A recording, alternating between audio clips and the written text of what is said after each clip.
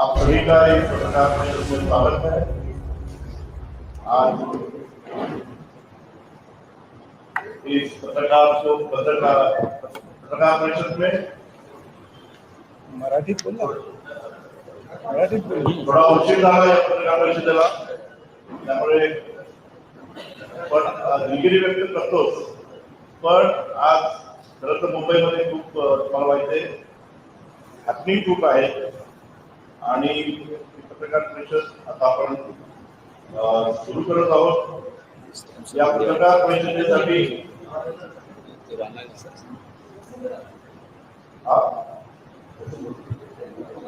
सुरू करावी शाला पत्रकार परिषद आपण सुरुवात करत आहोत.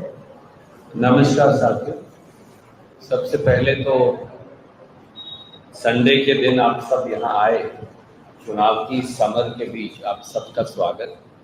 Let me thank each one of you. I'll try and be brief.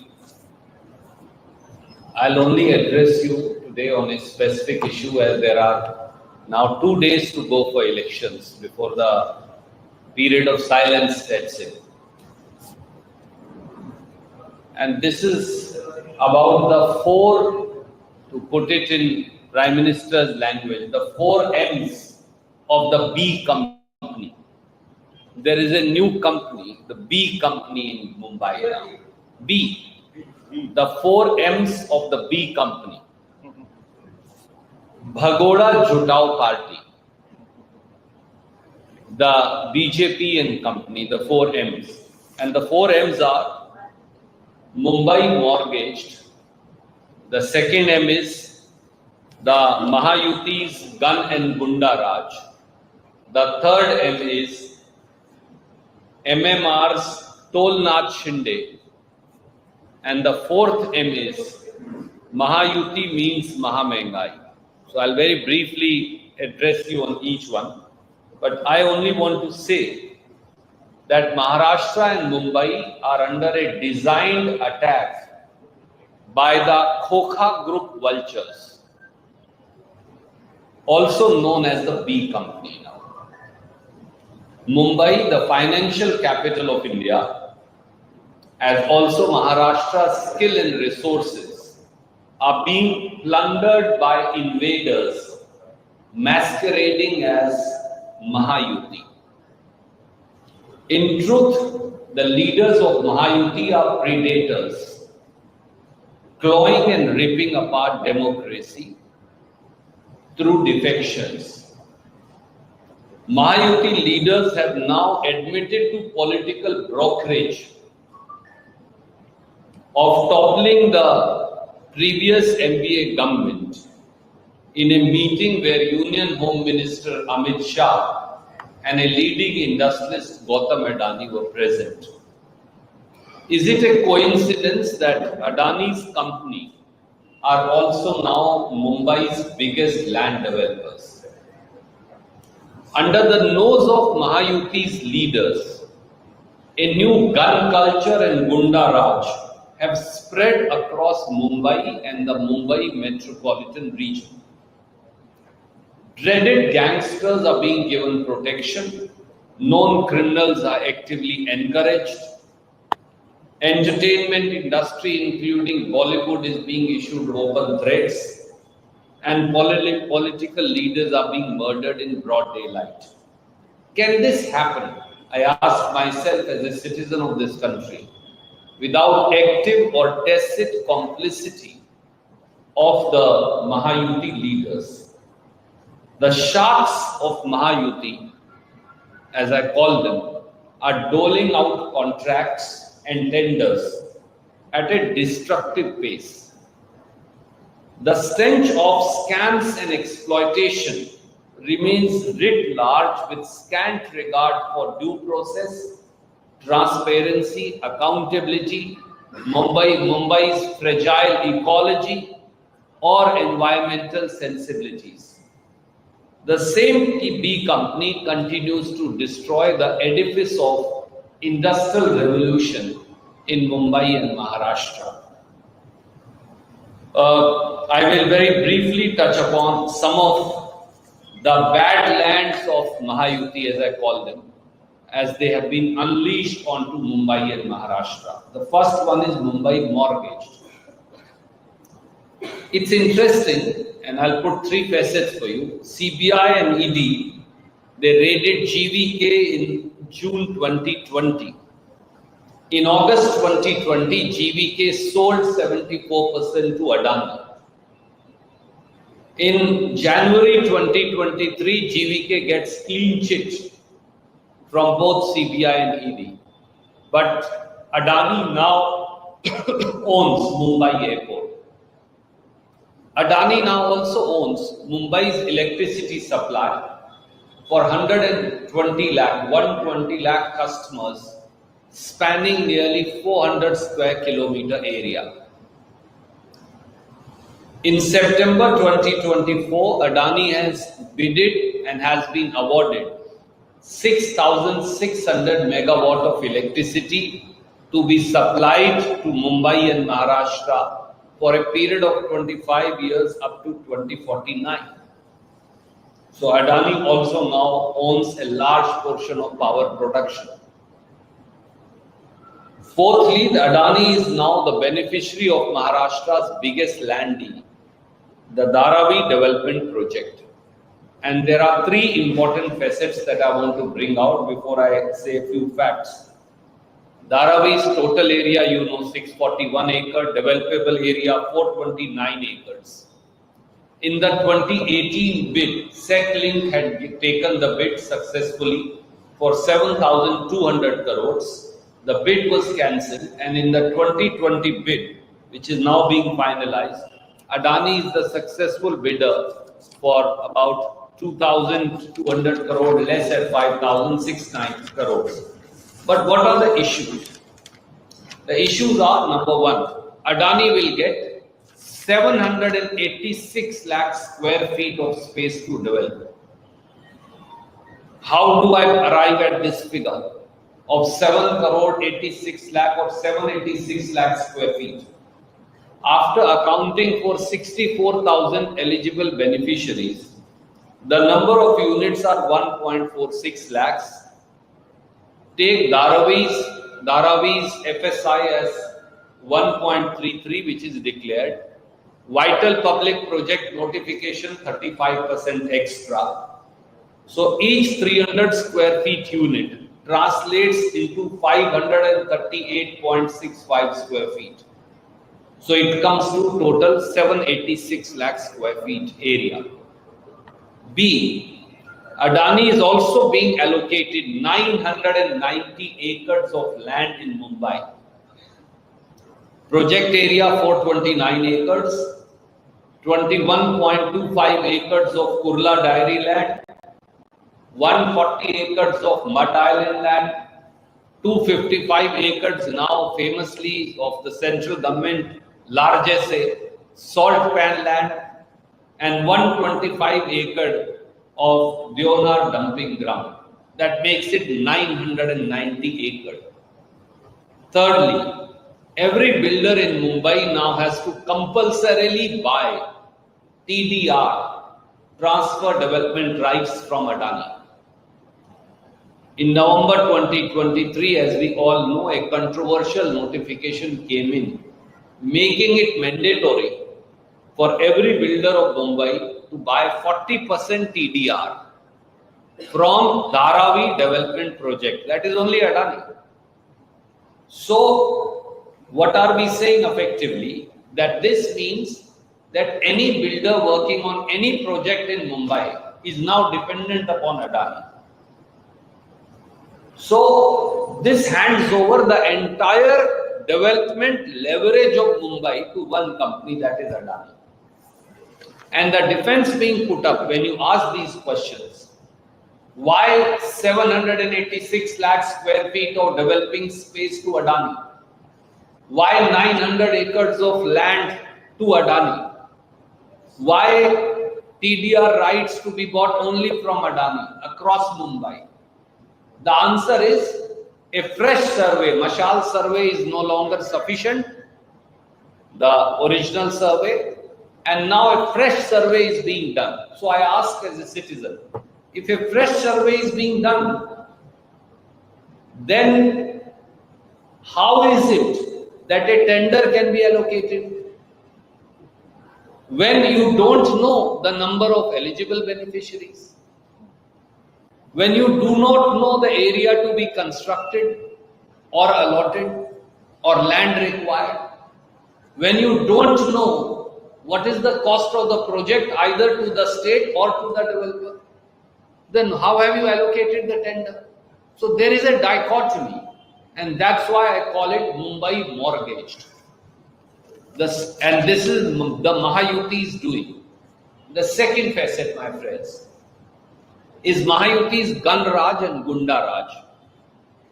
Mumbai and MMR, Mumbai Metropolitan Region, they have become the badlands of crime under Mahayuti, under Shinde, under Ajit Pawar, under Devendra Fadnavis. Among India's big cities, I'm sure you know, Mumbai is highest in crime with 4,897 violent crimes reported in a year, or 14 crimes a day. The instances and the trail reveal a shocking pattern of complicity, collusion of the Mahayuti leaders with the gangsters and criminals. And I like to cite some. Just like the D Company days, Bollywood and its prominent entertainers are now being openly issued threats. Shots are being fired at their residences bang in the middle of Mumbai by the Lawrence Bishnoi gang. And Mr. Lawrence Bishnoi, the dreaded gangster, continues to be lodged in the high security Sabarmati jail in Gujarat, with Mumbai police not being permitted to interrogate him. What should I call it? Complicity, collusion, or coincidence? You to judge. Secondly, in the broad daylight, we saw the assassination of former minister, senior leader, who was also once, for a long time of his life, associated with the Congress party, Baba Siddique, which shocked the entire country and exposed a nexus of the gun and Gunda Raj to Mahayuti. Thirdly, we saw how Abhishek Gosalkar, a former corporator in the Greater Mumbai Municipal Corporation, he was shot dead on live Facebook. I don't remember anywhere in India where a live Facebook murder has taken place recently. Does it not show complicity of the gun and Gunda Raj?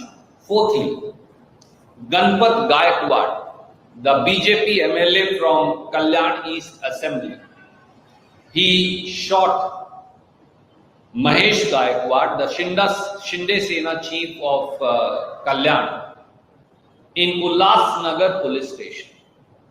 That is one crime. So now people are shooting each other, not outside where police can't reach, but in the premises of the police station. But the second part is more shocking. For Ganpat Gaikwad openly said that the man responsible is Eknath Shinde, the current chief minister. Ganpat Gaikwad also publicly said that in the entire Thane region, Eknath Shinde, despite being chief minister, runs and gives protection to gangs and goons and known criminals. And he said he has filed a written complaint in this regard to Devendra Fadnavis, who was the home minister. But BJP has now proceeded to give tickets to Ganpat Gaikwad's wife to fight for. Ganpat is in jail. This only proves that BJP also accepts the assertions. Then why no case against Mr. Eknath Shinde and his son? Why was no FIR lodged against the chief minister? Does it not show active protection of the gun Raj and the Gunda culture? Next, we saw how photographs emerged of known history cheater and criminal Hemant Dabekar, right? That's how you pronounce it. Dabekar. at Chief Minister's official residence at Malabar Hills. I asked today, what is the dreaded criminal Hemant Davekar's connection to Eknath Shinde? Is it not a security failure of the Mumbai police and security of CM that they permitted him to come to the residence of the Chief Minister? Or he is connected to Eknath Shinde, that's why he came. The answers have to come. Next, photographs also showed Eknath Shinde in close proximity with the gangster, kidnapper, extortionist Nilesh Ghewal. Am I pronouncing the right correct? Well, somebody could have got a picture click, so we dismissed it. But then, leader of opposition Vijay Vadattiyar, he produced another video where the same gangster, extortionist, kidnapper is making reels where in Mantralaya. Now, if gangsters, kidnappers, and extortionists are going to make reels to put on Instagram in Mantralaya, does it not show complicity or connection of these gangsters with the Mahayuti government? In another instance, a non-gangster and criminal from Pimpri Chinchinwad in Pune, Mohammad Iqbal Sheikh, also known as Asif Dadi, Asif Dadi. He was seen at the residence of Deputy Chief Minister Ajit Pawar.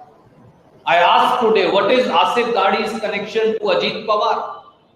What was he doing at the residence of Deputy Chief Minister? And if gangsters will be found at the residence of Deputy CM, who will protect law and order? No answer comes. We also saw and we were shocked when Deputy Chief Minister Ajit Pawar's son Rohit Parth Pawar went to the house of dreaded criminal Gaja Marane in Pune. And he was accepting flowers and other felicitations from him. Now, if Deputy Chief Minister and his children actively protect the criminals in this fashion, then who will protect citizens of Maharashtra? And last but not the least, now even journalists are not spared. Nikhil Wagle, activists, Vishambar Chaudhary, Asim Sarode, they were openly attacked by BJP and Ajit Pawar's men. After an open threat was issued by the Pune city president of BJP, Dheeraj Ghate. Is this that's why I call them the B company. Once upon a time, Mumbai used to be scared of the D company. But now it is scared of the B company.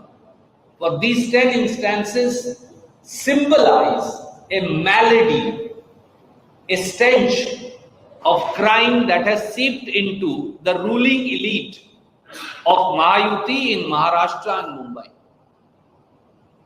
And time has come to cleanse Mumbai from this stench of crime, Gunda Raj and Gun Raj.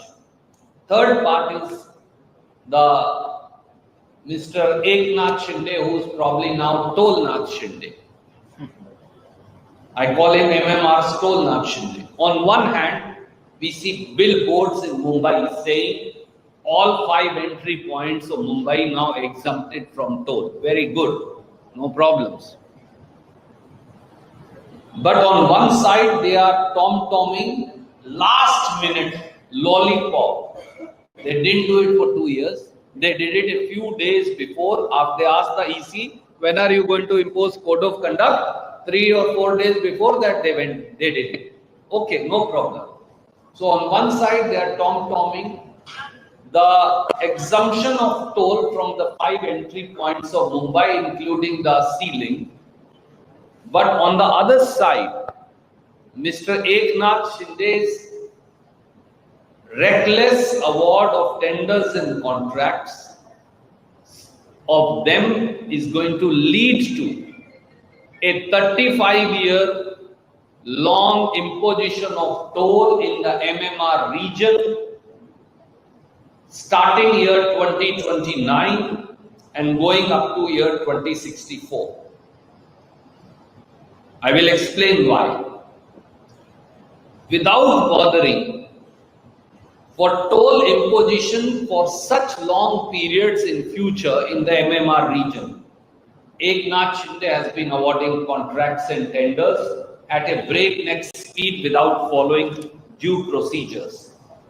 So I will come to each one. MEP infrastructure. Maheskar, right? That's the owner. Jayant Maheskar. Collects tolls, his company collects tolls at the 5 entry points, as also at the ceiling. The company in March 2024 goes into bankruptcy, goes to NCLT.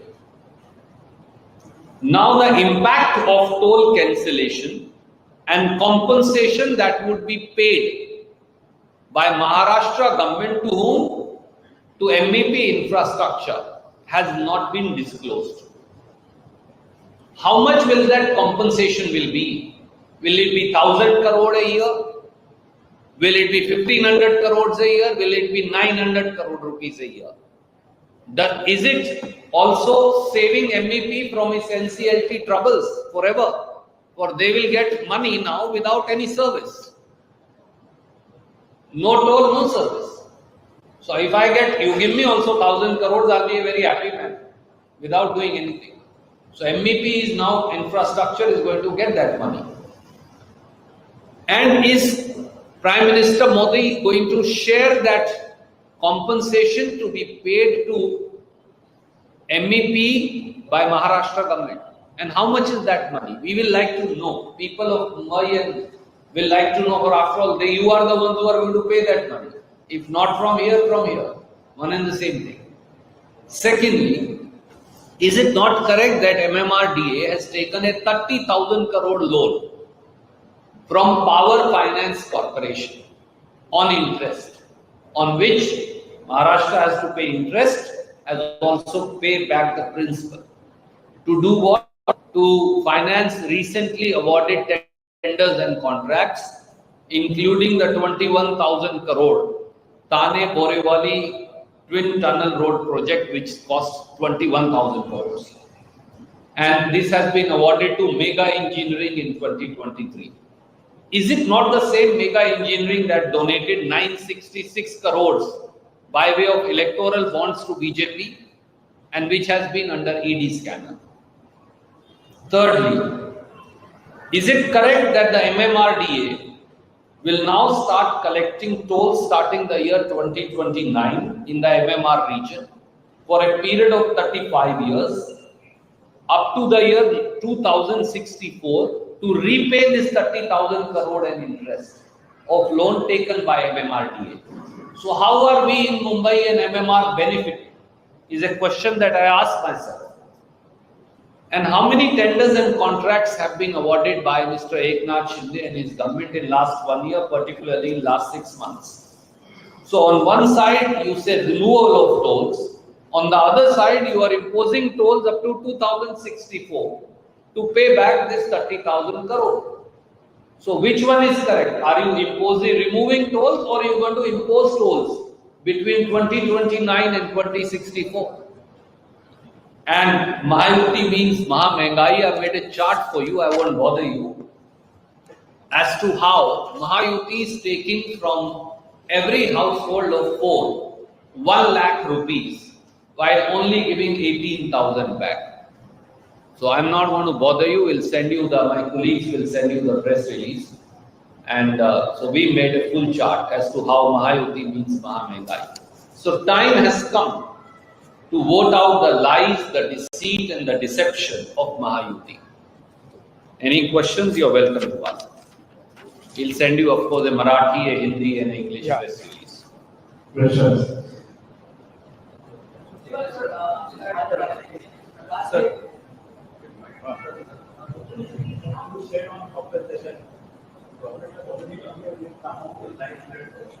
900, yeah. Sir, I know, I also read that it is 900 crores. But As you know, tolls increase every 1st April. You and me are both aware. No, I'm aware that it was 900, but finally it will be how much? Is a question I ask of myself. For the toll agreement says that every 1st April you increase rates, and if the certain costs go up, then you further increase rates.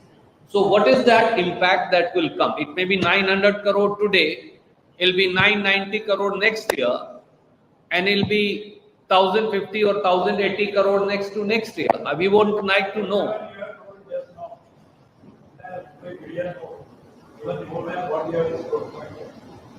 But I find the Mumbai Congress is very weak, is not aggressive.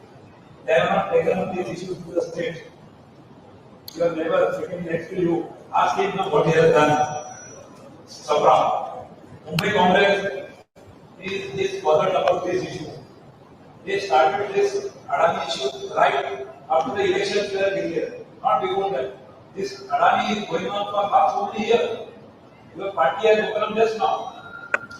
I always say that better late than never, and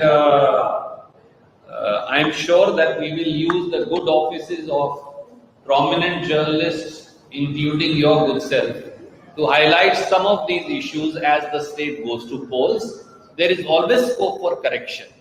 There is always scope for course correction and introspection, and I concede that. But I also say that with 2 days more of active campaigning left and one day of silence period, I'm certain that Mumbaikars and people living in the MMR will consider some of these issues, for they don't belong to Congress, they belong to lives of people of Mumbai and MMR. And I'm sure that active help from journalists of media and print like you will enable us to carry these issues forward. Sir, we are already seeing that now there are corruption charges against Mahayuti that Mahavinath is putting up. Now, since Maharashtra election will get close, there will be upcoming elections in Delhi. Kailash Gehlots has resigned citing corruption charges on his own party.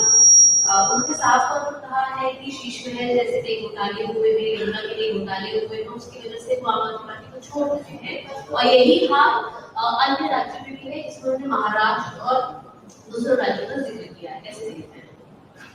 देखिए, किसी व्यक्ति ने अपनी party से इस्तीफा दिया है, वो कांग्रेस का हिस्सा तो है नहीं, और ना ही कांग्रेस का आम आदमी पार्टी से दिल्ली में कोई समझौता है, अलायंस है।